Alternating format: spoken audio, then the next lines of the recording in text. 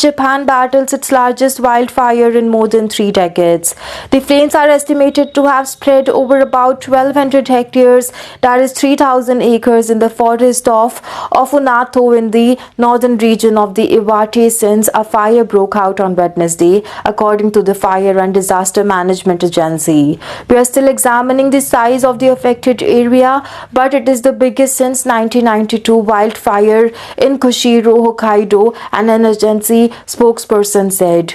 Also, that fire burned 1,030 hectares, the previous record. About 1,700 firefighters were being mobilized across the country, the agency said. Aerial footage from the public broadcaster NHK showed white smoke billowing up and covering an entire mountain. Local police found the body of a person who had been burned, while more than 1,000 nearby residents have been evacuated and more than 80 buildings have been damaged as of Friday, according to the Ofunato authorities. The cause of the blaze remained unknown. Two other fires were seen burning on Saturday, one in Yamanashi and other elsewhere in Iwate.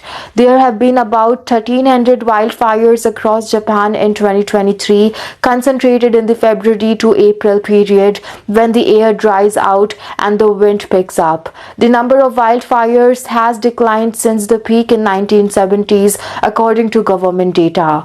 Ofunato has had only 2.5 mm of rain in February, far below the previous record low for February of 4.4 mm in 1967. Last year was Japan's hottest since record began, mirroring other countries as ever rising greenhouse gas emissions